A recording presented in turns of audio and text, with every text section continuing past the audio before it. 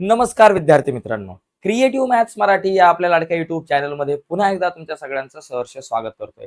आज आपण चर्चा करतोय इयत्ता 9वी गणित भाग 2 वरती आणि 9वी गणित भाग 2 मधलं तिसरं प्रकरण, ज्याचं नाव आहे त्रिकोण. त्रिकोण प्रकरणातला सराव संच 3.4 आपण बघतोय. या अगोदरच्या व्हिडिओमध्ये आपण सराव संच 3.1, 3.2 आणि 3.3 वर चर्चा केली. आजची चर्चा आहे 3.4 वरती. तर चला जाऊयात, पटकन बघूयात 3.4. आता 3.4 बघण्याच्या अगोदर आपल्याला काही महत्वाचे गुणधर्म समजून घेणं गरजेचं आहे. बघा, लंब दुभाजकाचे प्रमेय. लंब दुभाजकाचे प्रमेय म्हणजे एक साधारणतः गुणधर्म आपण समजून घेऊ. लंब दुभाजक कशाला म्हणतात? समजा माझ्याकडे AB हा रेषाखंड आहे. लक्षात घ्या मित्रांनो, कधीही सगळ्यात अगोदर गुणधर्म समजून घ्या. गुणधर्म चांगले समजले तर गणित समजायला सोपं जातं. आता लंब दुभाजक म्हणजे काय? समजा माझ्याकडे मी हा एक लंब दुभाजक काढला. आता लंब दुभाजक तुम्ही कसा काढता? ए वर कंपाचं टोक ठेवून वर एक कंस मारता, खाली एक मारता, बी वर कंपाचं टोक ठेवून वर एक, खाली एक, अशा प्रकारे तुम्ही लंब दुभाजक काढला. लंब दुभाजक हा इथे लंब असतो आणि त्याचबरोबर इथं या रेषाखंडाचे दोन समान भाग करतो. आणि हा गुणधर्म काय लंब दुभाजकाचा किंवा लंब दुभाजकाचा प्रमेय, की लंब दुभाजकावरचा कुठलाही बिंदू हा रेषाखंडाच्या अंत्यबिंदूपासून समान अंतरावर असतो. म्हणजे समजा मी इथे एक पी बिंदू घेतला. पी हा बिंदू ए पासून आणि बी पासून समान अंतरावर असणार, म्हणजे पी ए एकरूप पी बी. एखाद्याने प्रश्न विचारला, ए बी हा लंब दुभाजक आहे, पी हा लंब दुभाजकावरचा बिंदू आहे, पी ए जर का 5 सेमी असेल तर पी बी किती असेल? ते पण 5 सेमी असणार आहे. समजा मी दुसरा बिंदू घेतला खाली, बी एम एम असेल आणि ए एम असेल, हे दोघे पण एकरूप. तिसरा एखादा जर मी बिंदू घेतला आणि म्हटलं बीटी आणि एटी हे एकरूप असणार आहे. म्हणजे लंब दुभाजकावरचा कुठलाही बिंदू हा समदूर सारख्या अंतरावरती असतो त्या रेषाखंडाच्या अंत्यबिंदूपासून. हे झालं लंब दुभाजकाचे. आता दुसरं एक कोन दुभाजकाचे प्रमेय. आता कोन दुभाजक कशाला म्हणतात? एक लक्षात घ्यायचं.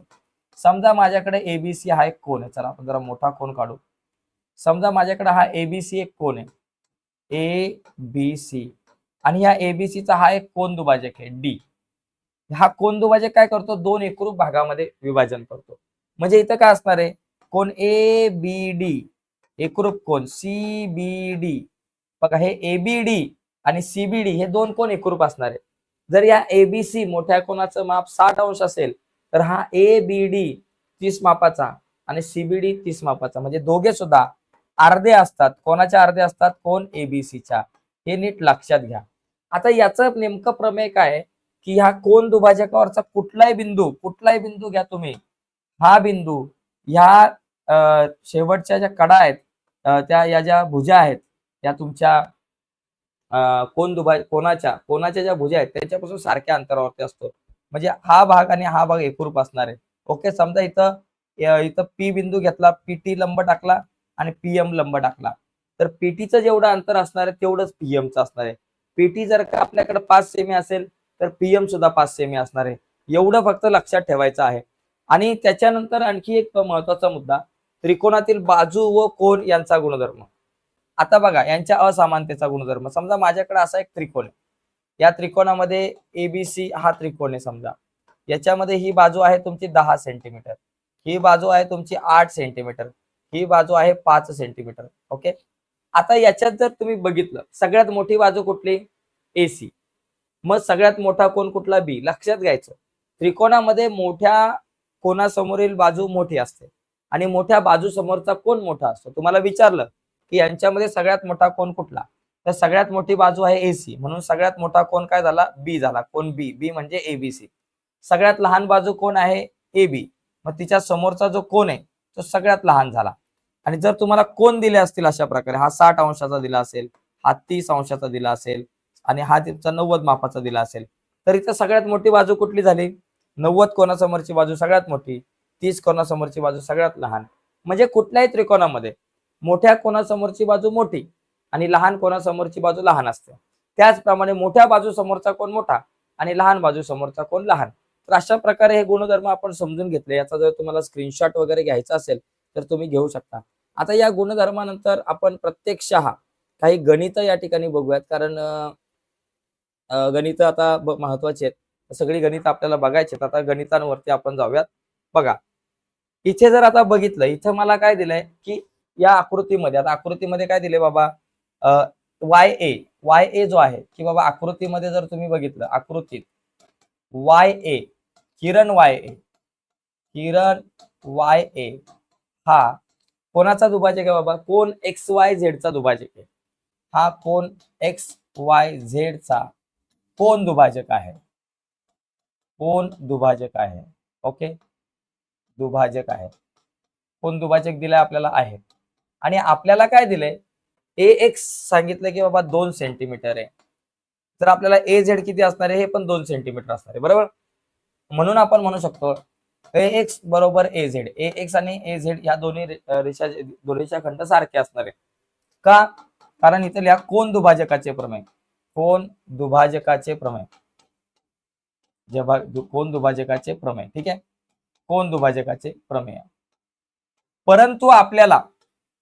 परंतु या ठिकाणी आपल्याला ए एक्स बरोबर दिलाय 2 सेमी. मग ए एक्स जर का 2 सेमी असेल तर ए झेड सुद्धा आपल्याकडे आलं 2 सेमी. तर अशा प्रकारे मित्रांनो या प्रश्नाचं उत्तर आपल्याला डिटेल्स मध्ये थोडंसं लिहावं लागेल. एकदम सोपा प्रश्न आहे. कोन दुभाजकाचं प्रमेय आत्ताच सांगितलं होतं. एक्स ए जर का 2 सेमी असेल म्हणजेच ए एक्स 2 सेमी असेल तर ए झेड पण 2 सेमीच असणार आहे कोन दुभाजकाच्या प्रमेयानुसार. ठीक आहे, एकदम साधा सोपा छोटा प्रश्न आहे, मस्त आहे. पुढे बघा, पुढे आपल्याला काय दिलंय की या आकृतीमध्ये बघा, आता इथं लंब दिलाय आणि इथं लंब दिलाय. आता या या कोणाच्या ज्या काही भुजा आहेत त्या भुजा या कोणाच्या आतमधल्या या किरणापासून समान अंतरावर आहे, बरोबर. इथं बघा तुम्ही बघितलं टीपी आणि पी आर समान आहे. याचा अर्थ हे दोन कोण कसे झाले? एकरूप झाले. एवढं लक्षात घ्या. कोन दुभाजकाच्या प्रमेयानुसार थोडा उलटा विचार करा. हा कोन दुभाजक असल्यावर हे दोघं जण एकरूप असतात. आता ऑलरेडी या ठिकाणी दिलंय पी आर आणि पीटी एकरूप आहे. पी आर आणि पीटी ऑलरेडी एकरूप दिले, म्हणजे याचा अर्थ हे दोन कोण पण एकरूप असणार आहे. मग आपण इथं वाटलंच तर लिहू आकृतीत आपल्याला काय दिलंय की पीटी लंब एस टी, पहिलं दिसतंय पीटी लंब एस टी आणि पी आर लंब एस आर. पी आर हा एस आर ला लंब आहे, बरोबर. तसेच आपल्याला दोघ जण एकरूप दिलेत. कोण? पीटी आणि पी आर एकरूप दिले. पीटी एकरूप पी आर हे दिले. म्हणून आपण म्हणू शकतो की म्हणून एसपी हा टीएसआर चा कोन दुभाजक असं आपल्याला म्हणता येईल. म्हणून किरण एसपी हा कोन पीएसआर चा कोन दुभाजक आहे. कोन दुभाजक आहे. ओके. आणि आपल्याला काय विचारलंय बाबा? आपल्याला दिले आर एस टी. कोण? आर एस टी जो आहे या कोणाचं माप 56 अंश दिले. तर आर एस पी किती? आर एस पी म्हणजे बघा, हा आर एस पी म्हणजे हा एवढाच कोण. मग हा कोण काय असतो? या मोठ्या कोणाच्या निम्मा असतो. म्हणून आपण म्हणू शकतो की कोण आर एस पी हा नेहमी अर्धा असतो. कोणाच्या अर्धा असतो? कोण? आर एस टीच्या, बरोबर. कोण? आर एस टीच्या. आर एस टी आणि सॉरी पीएसआर नाही, एस पी हा पीएसआर चा नाही, पीएसटी चा, बरं का, मी चुकून पीएसआर लिहिलं. पीएसटी चा दुभाजक. पीएसटी चा, पीएसटी लिहायचं होतं, सॉरी पीएसटी नाही, पीच नाही पाहिजे इथं. आरएसटी चा दुभाजक आहे, बरोबर. चुकून आपण काय लिहिलं? पीएसआर लिहिलं. आरएसटी चा दुभाजक आहे. कोण? एसपी जो आहे तो कोणाचा दुभाजक आहे? आरएसटी चा, किंवा टीएसआर म्हटलं तरी चालेल, आरएसटी म्हटलं तरी चालेल. ठीक आहे. मग आता हा जो कोण आपल्याला विचारलाय आरएसपी याचं माप काय असतं? या मोठ्या कोणाच्या मापाच्या निम्म असतं, बरोबर. आरएसटीच्या निम्म. मग 1/2 गुणिले आरएसटीचं माप दिलंय का? आरएसटी दिलाय 56 अंश. 56 अंश. आता 56च्या निम्मे किती झाले बाबा? 28. म्हणजे तुमच्याकडे आरएसपीचं माप किती आलं? 28 अंश आलं. तर अशा प्रकारे आपल्याला हा प्रश्न सोडवता आला पाहिजे. तर सोपा प्रश्न आहे, थोडीशी कन्फ्युजन झाली इथे लिहिताना, तेवढं जरा समजून घ्या. ठीक आहे. आता आपण तिसऱ्या प्रश्नाकडे वळूयात.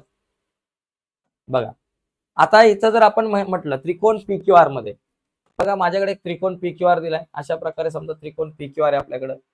पी आहे, क्यू आहे, आर आहे. तर याच्यामध्ये पीक्यू आपल्याला किती दिले? 10 सेमी. चला 10 सेमी. त्याच्यानंतर आपल्याला काय क्यू आर किती दिलेले आहे? 12 सेमी. आणि त्याच्यानंतर आपल्याला पी आर दिलेले 8 सेमी. तर आपल्याला काय विचारलं? सर्वात मोठा कोण व सर्वात लहान कोण कुठला ते विचारा. आता बघा मला सांगा, सर्वात मोठी बाजू कुठली? सर्वात मोठी बाजू आपल्याकडे काय? बरोबर, सगळ्यात मोठी बाजू कोण आहे? पी आर आहे, नाही क्यू आर आहे. सर्वात मोठी बाजू बरोबर क्यू आर. बरोबर, क्यू आर आपल्याला दिले सर्वात मोठी बाजू क्यू आर बरोबर 10 सेमी आपण पकडू, चला 12 सेमी आपल्याला दिले असं म्हणू, 12 सेमी झालं. आता मग सर्वात मोठा कोण कुठला, म्हणून सर्वात मोठा कोण, सर्वात मोठा कोण, सर्वात मोठा कोण म्हणजे सगळ्यात मोठ्या बाजू समोरचा कोण सगळ्यात मोठा. आता मला सांग क्यू आर समोर बाजू कोण कुठला आहे पी, या बाजू समोरचा कोण कुठला आहे पी आहे, कारण आपल्याला क्यू आर बार आहे सगळ्यात मोठी बाजू तिच्या समोर आहे पी, मग इथे लिहायचं कोण पी किंवा पी चं पूर्ण नाव लिहा क्यू पी आर, कोण क्यू पी आर झालं. आता सगळ्यात लहान बाजू कोण आहे बाबा पी आर आहे, सर्वात लहान बाजू, सर्वात लहान बाजू, बाजू काय दिले बाबा पी आर दिले, सर्वात लहान बाजू पी आर बरोबर किती 8 सेमी. बरोबर, मग सर्वात लहान कोण कुठला, सर्वात लहान कोण, एकदम सोपा प्रश्न आहे मित्रांनो. सर्वात लहान कोण, सगळ्यात लहान बाजू समोरचा कोण लहान, लहान बाजू ही 8 सेमी दिली, तिच्या समोरचा कोण कुठला झाला क्यू, क्यू हा सगळ्यात लहान कोण, क्यू चं पूर्ण नाव पी क्यू आर लिहा किंवा नुसतं क्यू लिहिलं तरी चालेल. ओके, पी क्यू आर लिहा, काय डोक्याला ताप नाही जमलं तर पूर्ण नाव लिहिता तर फक्त क्यू लिहिलं तरी चालेल. तर अशा प्रकारे आपल्याला हे गणित सोडवता येईल. फक्त काय करायचं आहे, सर्वात लहान बाजू समोरचा कोण लहान आणि मोठ्या बाजू समोरचा कोण मोठा. बरं का, त्रिकोण पी क्यू आर मध्ये बघा पी क्यू 10 आहे, क्यू आर 12 आहे आणि पी आर आपल्याकडे 8 सेमी. सगळ्यात मोठा कोण कुठला, मोठी बाजू क्यू आर, त्याच्या समोरचा कोण पी, पी हा सगळ्यात मोठा कोण म्हणजे क्यू पी आर. सगळ्यात लहान बाजू कुठली पी आर, तिच्या समोर कोण कुठला आहे क्यू आहे. बरोबर, मग क्यू हा सगळ्यात लहान कोण आणि त्या कोणाचं पूर्ण नाव पी क्यू आर. अशा प्रकारे हा प्रश्न आपण सोडू शकतो. आता पुढे जाऊयात. बघा पुढचा प्रश्न, फॅन त्रिकोण फॅन मध्ये, चला एफ ए एन फॅन त्रिकोणचं नाव लिहू F A N, F A N हा एक त्रिकोण आहे. या त्रिकोणामध्ये एफ 80 मापाचा आहे, एफ चं माप बाबा 80 आहे. बरोबर, त्याच्यानंतर कोण ए जो आहे तो 40 अंश मापाचा आहे. 80 आहे 40 आहे, मग हा किती झाला 60 मापाचा झाला. त्रिकोणाच्या 3 कोणांच्या मापांची बेरीज 180 अंश असते, मग 80 आणि 40 120, 180 तून 120 गेले, हा 60 मापाचा. आता यामध्ये काय सांगितलंय की सर्वात मोठी बाजू लिहा, सर्वात मोठी बाजू व सर्वात लहान बाजू आपल्याला लिहा, कारणासहित लिहा. मग कारण लिहून टाकायचं, चला वाटलं तर कारणांसहित लिहू आपण. सर्वात मोठा कोण कुठला मग पहिले लिहू सर्वात मोठा कोण, सर्वात मोठा कोण, सगळ्यात मोठा कोण कुठला, कोण एफ. बरोबर, कोण एफ आहे, कोण एफ लिहा जो आपल्याकडे 80 अंश आहे. मग इथं लिहायचं सर्वात मोठ्या कोणासमोरची बाजू, सर्वात कारण लिहा, सर्वात मोठ्या कोणासमोरची बाजू, मोठ्या कोणासमोरची बाजू, कोणासमोरची बाजू मोठी असते. बरं का, बाजू मोठी असते, मोठी असते. त्रिकोणामध्ये मोठ्या कोणासमोरची बाजू मोठी असते, म्हणून आपल्याकडं सगळ्यात मोठा कोण जर काय एफ असेल तर त्याच्या समोरची बाजू काय ए एन, म्हणून सर्वात मोठी बाजू ए एन, सर्वात मोठी बाजू, मोठी बाजू बरोबर ए एन झालं. आता लिहा सर्वात लहान कोण, सर्वात लहान कोण,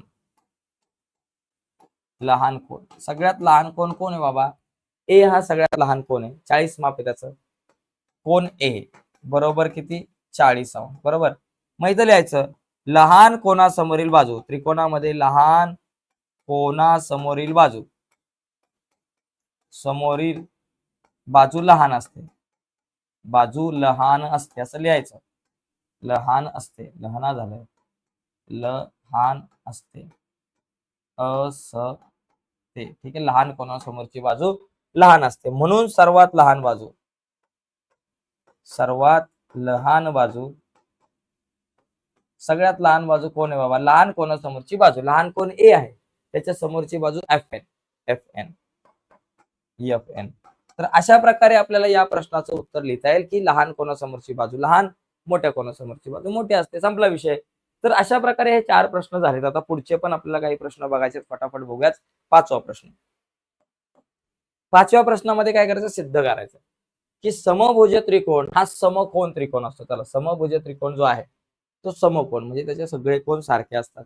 बघा पहिली गोष्ट एक समभुज त्रिकोण काढू. बघा समभुज त्रिकोण काढू, त्याचं नाव देऊ एबीसी, ए बी सी समभुज त्रिकोण, त्याच्या सगळ्या बाजू सारख्या आहेत, बरोबर. तर पहिली गोष्ट पक्ष, पक्ष लिहायचं आहे, साध्य लिहायचं आहे, सिद्धता लिहायचं. पहिलं लिहू पक्ष. पक्ष पक्ष काय लिहायचं की बाबा त्रिकोण एबीसी हा समभुज त्रिकोण आहे. त्रिकोण एबीसी हा समभुज त्रिकोण आहे, समभुज त्रिकोण आहे. ठीक आहे, हा समभुज, ज्या गोष्टी आपल्याला माहिती असतात त्या आपण पक्षामध्ये लिहायच्या असतात, बरोबर. हा बाबा समभुज त्रिकोण आहे. आता साध्य, साध्यामध्ये काय लिहायचंय, काय सिद्ध करायचे की बाबा हा समकोण त्रिकोण आहे हे मला सिद्ध करायचं की त्रिकोण एबीसी, एबीसी हा समकोण त्रिकोण आहे. समकोण त्रिकोण आहे. समकोण म्हणजे काय, त्याचे सगळे कोण एकरूप असलेला त्रिकोण, बरोबर. आता सिद्धतेमध्ये आपल्याला सगळे कोण एकरूप दाखवायचे, माहिती या सिद्धता. सिद्धता आता बघा, सिद्धतेमध्ये आपण लिहूयात. पहिली गोष्ट, सगळे कोण मला एकरूप दाखवायचे की त्रिकोण, बघा पहिला मुद्दा, त्रिकोण एबीसी मध्ये किंवा एबीसी हा समभुज त्रिकोण आहे, समभुज त्रिकोण आहे. हे बाबा आपल्याकडे पक्षात आहे, इथे लिहा पक्ष की हा समभुज त्रिकोण आहे, लिहिलं. आता समभुज त्रिकोणाच्या सगळ्या बाजू कशा असतात, एकरूप असतात, हे आपल्याला माहिती आहे. समभुज त्रिकोण जर असेल तर त्या समभुज त्रिकोणाच्या सगळ्या बाजू एकरूप असतात. मग आपण काय करू, त्रिकोण एबीसी मध्ये बाजू ए बी एकरूप बीसी एकरूप एसी. पहिलं दाखवू चला, बाजू ए बी एकरूप बाजू बीसी घेऊ, एकरूप बाजू बीसी घेऊ, बाजू बीसी घेऊ. एबी एकरूप एबी एकरूप एसी घेऊ, चला एबी एकरूप बाजू एसी. तसं तीनही बाजू एकरूप असतात समभुज त्रिकोणाची, बाजू एबी एकरूप एसी घेऊ सध्या. मग आता एबी आणि एसी एकरूप असेल तर एकरूप बाजू समोरचे कोण एकरूप असतात. मग या एबी समोरचा कोण सी, म्हणून एबी समोरचा कोण सी एकरूप एसी समोरचा कोण बी, सी एकरूप कोण बी. कोण सी आणि बी एकरूप आहे, कारण एकरूप बाजू समोरील कोण, एकरूप बाजू समोरील, एकरूप बाजू समोरील कोण, एकरूप बाजू समोरील कोण एकरूप असतात, झालं. आता याचप्रमाणे आपण काय करू, जसं बाजू ए बी आणि एसी घेतलं होतं, ए बी आणि एसी घेतलं होतं, तसं आता ए बी आणि बीसी घेऊ. बाजू ए बी एकरूप बाजू बीसी घेऊ, बरं का, बीसी घेऊ, बाजू ए बी एकरूप बाजू बीसी घेऊ, कारण समभुज त्रिकोणाची बाजू. मग पाचवा मुद्दा, ए बी आणि बीसी एकरूप आहे, मग ए बी समोरचा कोण सी एकरूप सी, कारण एकरूप बाजू समोरचे कोण एकरूप असतात. ए बी समोरचा कोण सी आणि पुढची बाजू आहे बीसी, बीसी समोरचा कोण ए. बघा ए बीच्या समोरचा कोण सी आणि बीसीच्या समोरचा कोण ए एकरूप असणार आहे, एकरूप कोण ए, कारण काय एकरूप बाजू समोरील कोण, बाजू समोरील कोण एवढंच लिहायचं, समोरील एकरूप बाजू समोरील कोण एकरूप असतात, बरोबर, आपल्याला माहिती आहे.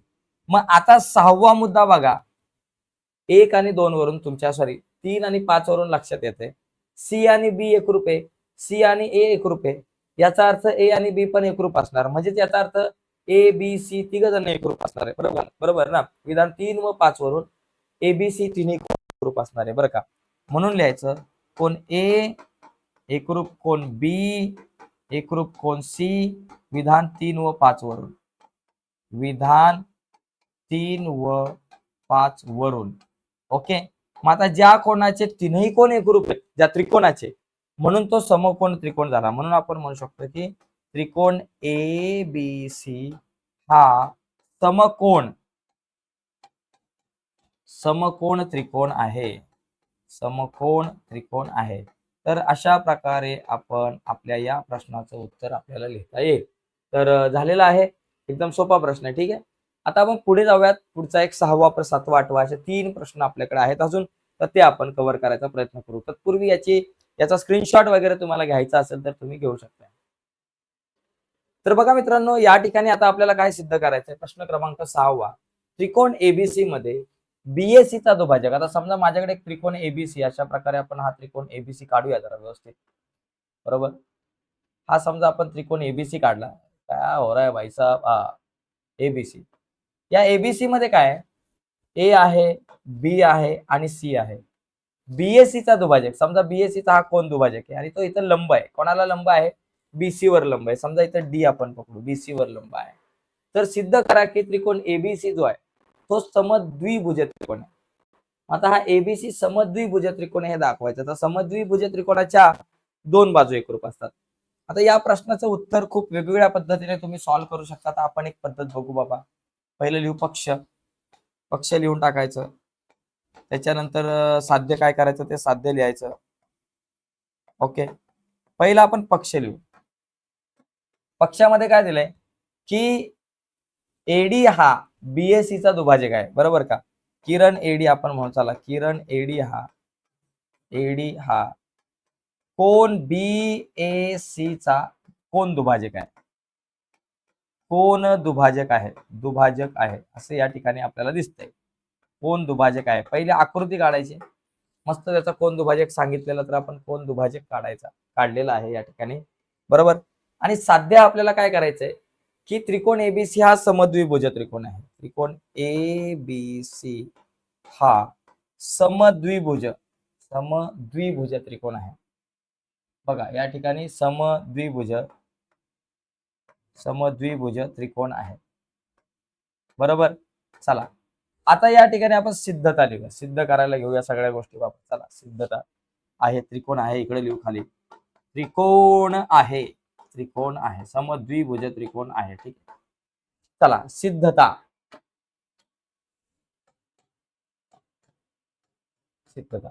आता एक लक्षात घ्या, या ठिकाणी आपल्याला काय दिलंय की एक कोण दुभाजक आहे. हा कोण दुभाजक जर असेल तर कोण दुभाजकाच्या गुणधर्मानुसार कोण दुभाजकाचा कोण दुभाजकावरील प्रत्येक बिंदू हा त्या कोणाच्या भुजांपासून सारख्या अंतरावर असतो. मग हा जो डी बिंदू आहे तो ही एसी जी भुजा आहे आणि बीडी भुजा आहे यांच्यापासून सारख्या अंतरावर असणार आहे. आणि हा लंब आहे, याचा अर्थ इथं बीडी आणि डीसी एकरूप असणार आहे. बघा लक्षात घ्या, आपण वाटलंच इथं पहिलं लिहू. त्रिकोण एबीसी मध्ये आपण बघा की किरण पहिलं दिलंय, किरण एडी हा कोण बीएसीचा कोण दुभाजक आहे हे आपल्याला दिलेलं आहे. कोण दुभाजक आहे ओके आहे हे आपल्याला दिलंय बाबा. याला आपण म्हणू पक्ष. ज्या गोष्टी माहिती असतात त्या पक्षामध्ये, त्याला याला 1 नंबर दिला. 2 नंबर मध्ये आपण असं म्हणू शकतो की एडी लंब बीसी आहे, बरं का. एडी लंब बीसी हे आपल्याला दिले पक्षामध्ये. त्यांनी सांगितले की बाबा तो लंब आहे समोरच्या बाजूला. मग तिसरा मुद्दा तुम्ही असा पण लिहू शकता की हा एडी लंब बीसी आहे, याचा अर्थ बघा सीडी लंब एडी आणि बीडी लंब एडी. म्हणजेच बघा सीडी लंब एडी व बीडी लंब एडी आहे, बरोबर आहे. म्हणजे सीडी हा एडीला लंब आहे आणि बीडी सुद्धा एडीला लंब आहे. म्हणजे याचा अर्थ हे दोघं लंब आहे. म्हणजे हे सीडी म्हणजे काय झालं, बिंदू डी च सी पासूनचं अंतर, आणि बीडी म्हणजे काय झालं, बिंदू बी च डी पासूनचं अंतर, आणि डी हा बिंदू या कोन दुभाजकावरती आहे. म्हणून आपण म्हणू शकतो की कोन दुभाजकाच्या प्रमेयानुसार बीडी आणि डीसी एकरूप आहे. म्हणून आपण म्हणू शकतो की बाबा बीडी एकरूप डीसी का, कोन दुभाजकाचे प्रमेय. कोन दुभाजकाचे प्रमेय. कारण कोन दुभाजकाच्या प्रमेयामध्ये असं सांगितलंय की कोन दुभाजकावरचा कुठलाही बिंदू हा अंत्यबिंदू पासून सारख्या अंतरावर असतो. आता हे झालं. आता आपण एक काम करू. आता मला काय दाखवायचंय की हा त्रिकोण जो आहे बीएसी मोठा एबीसी तो समद्विभुज त्रिकोण आहे. यासाठी आपण एक काम करू. 2 छोटे त्रिकोण इथे तयार झालेत. हा 1 नंबरचा त्रिकोण आणि हा 2 नंबरचा. हे 2 त्रिकोण आहे. म्हणजे एक आहे एडीसी हा तुम्हाला दिसतोय, आणि दुसरा जो त्रिकोण आहे याच्यामध्ये आहे एबीडी किंवा एडीबी. हे 2 त्रिकोण जर मी एकरूप दाखवल्यानंतर मग मला एबी आणि एसी एकरूप दाखवता येईल. एबी आणि एसी एकरूप दाखवले की झाला तो समद्विभुज त्रिकोण. मग त्यासाठी आपण पहिलं काय करू, त्रिकोण एडीबी व एडीसी मध्ये बघा, त्रिकोण एडीबी व त्रिकोण एडीसी मध्ये बरोबर का. आता हे दोघं जण काटकोन त्रिकोण आहे, लक्षात घ्या. इथे लंब आहे म्हणजे काटकोन त्रिकोण आपण म्हणू. मग काटकोन त्रिकोणामध्ये बघा, पहिली गोष्ट 5वा मुद्दा आपण काय म्हणू, हा कोण आणि हा कोण 90 मापाचा आहे. 2 कोण 90 मापाचे. एडीसी आणि एडीबी. कोण एडीसी बरोबर कोण एडीबी, हे दोघ जण एकरूप आहे कारण दोघे पण 90 मापाचे आहेत, म्हणजे काटकोन आहेत. 6वा मुद्दा, एडी एकरूप एडी ही सामायिक भुजा आहे दोघांमध्ये. बाजू एडी एकरूप बाजू एडी, सामायिक भुजा, याला आपण म्हणू सामायिक भुजा. सामायिक भुजा म्हणजे सामायिक बाजू, झाली सामायिक बाजू. आणि 7वा मुद्दा, बीडी एकरूप डीसी. बीडी आणि डीसी एकरूप कुठे दाखवले 4 वरून. बीडी एकरूप डीसी म्हणजे तुम्हाला बाजू बीडी, बीडी एकरूप बाजू डीसी. बीडी आणि डीसी एकरूप आहे कशावरून 4 वरून, 4 वरून झालं.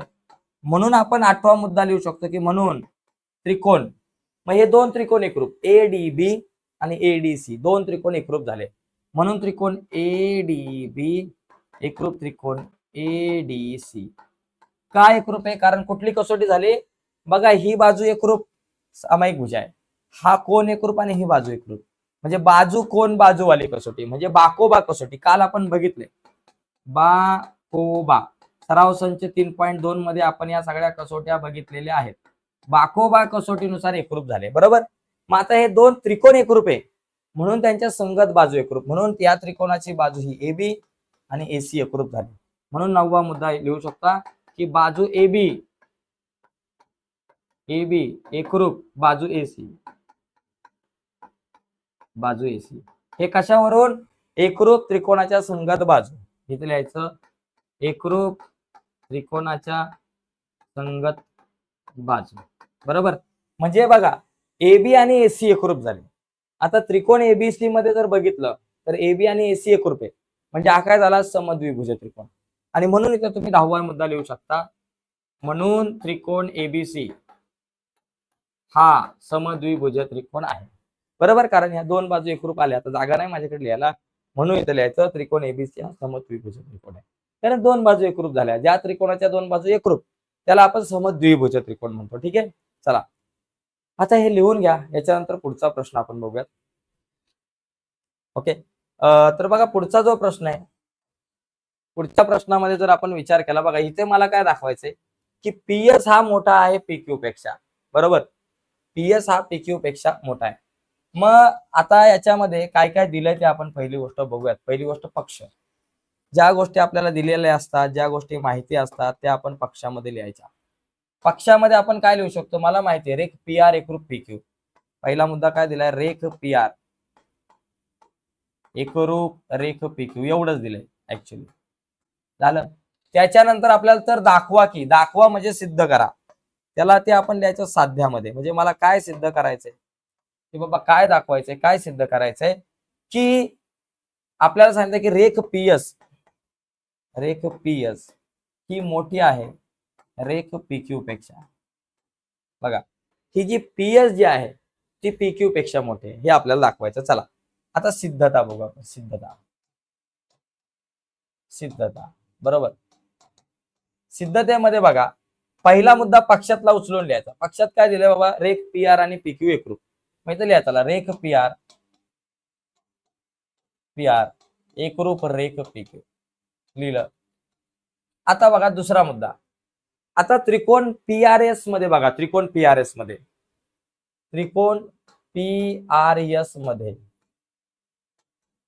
या पीआरएस मध्ये बघा पीआरएस हा विशाल कोण आहे. बघा कोण पीआरएस हा विशाल कोण आहे, विशाल कोण आहे, बरोबर. हा पीआरएस हा विशाल कोण असणार आहे. म्हणजेच म्हणून तुम्ही वाटलं तर दुसरा मुद्दा लिहू शकता, विशाल कोण आहे ना, मग विशाल कोणासमोरची बाजू ही सगळ्यात मोठी असणार आहे. म्हणून कोण पीआरएस हा सर्वात मोठा कोण आहे, सर्वात मोठा कोण आहे. ओके, सगळ्यात मोठा कोण. विशाल कोण आहे तो सगळ्यात मोठा असतो त्रिकोणामध्ये. विशाल कोणापेक्षा मोठा कोण असतो बघा, हाच कोण सगळ्यात मोठा असणार आहे. कारण एकच विशाल कोण असतो कुठल्याही त्रिकोणामध्ये, दोन दोन नसतात. बाकी दोन लोक कोण असतात, म्हणजे पीआरएस हा सगळ्यात मोठा आहे. म्हणून आपण तिसरा मुद्दा लिहू शकतो की जर पीआरएस हा सगळ्यात मोठा कोण असेल तर पीएस ही सगळ्यात मोठी बाजू असणार आहे. म्हणून बाजू पीएस, म्हणून पी एस ही सर्वात मोठी बाजू, सर्वात मोठी बाजू, ठीक आहे, मोठी बाजू असणार, बाजू असणार ही पी एस ही त्रिकोण पी आर एस ची सर्वात मोठी बाजू, सर्वात मोठी बाजू असणार, ठीक आहे, सर्वात मोठी बाजू असणार, कारण मोठ्या बाजू समोर, मोठ्या कोणासमोरची बाजू कंसामध्ये तुम्ही देऊ शकता की कारण ही सगळ्यात मोठ्या कोणासमोरची बाजू आहे, म्हणजे ही सगळ्यात मोठी बाजू. म्हणून आपण चौथा मुद्दा लिहिणार. आता पीएस सगळ्यात मोठी बाजू आहे, मग पीएस आणि पीआरचं जर मी रिलेशन सांगायला गेलो तर पीएस जी आहे बघा बरं का, म्हणून रेख पीएस ही मोठी असणार आहे कोणापेक्षा, पीआर पेक्षा पण मोठी असणार आणि आरएस पेक्षा पण मोठी असणार. आपण सध्या पीआर पेक्षा मोठी लिहू, रेख पीआर, बरोबर ना. आता पाचवा मुद्दा आपल्याला काय लिहिता येईल की बाबा म्हणून रेख पीएस ही मोठी आहे, रेख पीआर आणि कोण एकरूप आहे, पीआर ला एकरूप पीक्यू आहे, पीआर आणि पीक्यू एकरूप आहे, म्हणून पीआरच्या जागेवर तुम्ही पीक्यू लिहू शकता 1 वरून, इथं लिहा 1 वरून, विधान 1 वरून झालं. पीएस जी आहे ती पीक्यू पेक्षा, पीएस जी आहे ती पीक्यू पेक्षा मोठी आहे, हे आपलं सिद्ध झालं. तर अशा प्रकारे ही सिद्धता आपण सोडू शकतो. आता मी एक पद्धत माझी सांगितली, अजून कुठली जर एखादी पद्धत असेल, तुम्हाला ज्या पद्धतीने सोडवायला जमेल, जी पद्धत आवडेल, जी पद्धत सोपी वाटेल, त्या पद्धतीने तुम्ही गणित सोडू शकता, ठीक आहे. चला आता पुढे बघूयात. प्रश्न क्रमांक 8 आणि शेवटचा प्रश्न बघा. इथं मला काय सिद्ध करायला सांगितलंय की आपल्याला या ठिकाणी सिद्ध करा, सिद्ध करा म्हणजे चला साध्य काय करायचंय बघू आपण. सध्या साध्य मला साध्य करायचंय की रेख एडी एकरूप रेख बीई, बघा रेख एडी एकरूप रेख बीई, ठीक आहे. आता मी पक्ष वगैरे लिहत नाही, डायरेक्ट आपण साध्य करू, सिद्धता सोडूयात. आता सिद्धता, सिद्धता ज्या गोष्टी माहिती आहेत, ज्या सांगितल्यात त्या आपल्याला पक्षामध्ये लिहायच्या. बघा इथं लक्षात घ्या, इथं एई एकरूप बीडी आपल्याला दिलेला आहे, हे दोन शिरोलंब आहेत आणि एई एकरूप बीडी, बघा ही एई आणि ही बीडी एकरूप दिली आपल्याला. लक्षात घ्या ही एई जी आहे, बघा ही एई जी आहे एकरूप, ही बीडी, बरोबर, एई आणि बीडी दिलेली एकरूप, बरोबर, एई आणि बीडी एकरूप दिलेली आहे. आता आपल्याला दोन त्रिकोणाचा विचार करायचा आहे. कुठल्या दोन त्रिकोणांचा, मला एडी एकरूप, एडी आणि बीई एकरूप दाखवायचे. एडी हा शिरोलंब, तर मी काय करतो, हा बीई आणि हा याला जर जोडलं तर माझ्याकडे एक त्रिकोण तयार होतो एईबी, काटकोन त्रिकोण, हा त्रिकोण. आणि त्याचबरोबर दुसरा एक त्रिकोण बघा इथं एडी ला जोडलं की हाच बघा तुम्हाला दिसतोय पोपटी रंगाचा त्रिकोण एडीबी, एडीबी, हे दोन काटकोन त्रिकोण तयार होतात. आता हे दोन त्रिकोण जर का तुम्ही एकरूप दाखवले, तर दोन त्रिकोण एकरूप दाखवल्यानंतर त्याच्या संगत बाजू एकरूप असतात. बघा बी एईबी याची एई ही बाजू आणि एडीबी याची बीडी बाजू आपल्याला ऑलरेडी दिले, सांगितलेलं आहे की बाबा एई आणि बीडी एकरूप आहे, पक्षामध्ये दिलेला आहे. त्याचबरोबर हा एक कोन 90 मापाचा आहे आणि हा कोन 90 मापाचा आहे, तो या ठिकाणी आपल्याला दिलेला आहे. आणि त्याचबरोबर बघा एबी ही दोघांची सामायिक बाजू आहे, एबी म्हणजे हा कर्ण आहे, दोघांची सामायिक बाजू. बघा एबी जी आहे ना ती एईबी या त्रिकोणामध्ये पण येते आणि एडीबी मध्ये पण येते, म्हणजे कर्णभुजा कसोटीनुसार हे दोन त्रिकोण एकरूप दाखवले की त्याच्यानंतर एडी आणि बीई एकरूप दाखवणं सोपं आहे. मग आपण बघा या ठिकाणी काय करू, त्रिकोण एईबी, एईबी व त्रिकोण एडीबी मध्ये, एडीबी मध्ये, तर याच्यामध्ये पहिले हे दोन कोण काटकोन दिलेत, कोण एईबी एकरूप कोण एडीबी, हे दोघे जण 90 अंश मापाचे दिलेले आहेत, हे आपल्याला पक्षात दिले कारण सांगितलं की बाबा शिरोलंब आहे. दुसरा मुद्दा मला काय एकरूप दाखवता येईल, याच्यामध्ये बाजू एई आणि बाजू बीडी एकरूप आहे, रेख एई एकरूप रेख बीडी, रेख एई एकरूप रेख बीडी, हे पक्ष, हे आपल्याला सांगितलंय बाबा, दिलेलं आहे, मग हे पक्ष. आता तिसरा मुद्दा बघा, हा जो एबी आहे कर्ण, तो एईबी या पांढऱ्या रंगाच्या त्रिकोणामध्ये पण येतो आणि एडीबी या पोपटी रंगाच्या त्रिकोणामध्ये पण येतो. मग आपण म्हणू कर्ण एबी, कर्ण एबी एकरूप कर्ण एबी, बरोबर. इथं लिहायचं सामायिक भुजा, सामायिक भुजा दोघांमध्ये समान आहे, सामायिक भुजा किंवा सामायिक बाजू, ठीक आहे झालं. आता इथे काय करता येईल की त्रिकोण एईबी म्हणून म्हणू शकतो त्रिकोण एईबी एकरूप त्रिकोण एडीबी का काटकोन त्रिकोण आहेत आणि एक बाजू आणि एक कर्णाची जोडी एकरूप आहे म्हणून कर्णभुजा कसोटी म्हणायचं. कुठली कसोटी? कर्णभुजा कसोटी. कर्णभुजा कसोटी बरोबर. कर्णभुजा कसोटीनुसार एकरूप झाले. आता याच्यात पुढचा मुद्दा काय? आता दोन त्रिकोण एकरूप आहेत तर एकरूप त्रिकोणाच्या संगत बाजू कशा असतात? एकरूप असतात. एकरूप त्रिकोणाच्या संगत बाजू एकरूप म्हणून तुम्ही लिहू शकताय की एईबी या त्रिकोणाची बाजू बीई रेख बीई बीई एकरूप एडीबी एडीबी या त्रिकोणाची बाजू एडी रेख एडी एडी बघा रेख बीई आणि एडी एकरूप. एडी आणि बीई लिहा किंवा बीई आणि एडी लिहा एकरूप झालं. कारण काय? एकरूप त्रिकोणाच्या संगत बाजू इथं लिहायचं एकरूप त्रिकोणाच्या संगत बाजू एकरूप त्रिकोणाच्या संगत बाजू एकरूप त्रिकोणाच्या संगत बाजू कशा असतात? एकरूप असतात. एकरूप त्रिकोणाच्या संगत बाजू या ठिकाणी आपण लिहिल्या आणि विषय झाला. मी बाजूला होतो. अशा प्रकारे मित्रांनो आपण हे सोडू शकतो आणि अशा प्रकारे आपला हा सराव संच झालेला आहे. सराव संच 3.4 झाला. यानंतर एकच सराव संच बाकी आहे 3.5 तो झाल्यानंतर आपल्याला संकीर्ण प्रश्न संग्रह बघायचा. तर आजच्या या चर्चेमध्ये मित्रांनो इथंच थांबूयात. नक्कीच व्हिडिओ आवडले असेल तर व्हिडिओला लाईक करा. नवीन असाल आपल्या युट्यूब चॅनलवर तुम्ही आणि अजूनपर्यंत आपला चॅनल सबस्क्राईब नसेल केला तर आत्ताच आपला चॅनल सबस्क्राईब करून त्या बाजूला असलेलं बेलचं बटन दाबा जेणेकरून मी अपलोड केलेल्या प्रत्येक नवीन व्हिडिओची नोटिफिकेशन सगळ्यात अगोदर तुमच्यापर्यंत पोहोचेल. बाय मित्रांनो, धन्यवाद.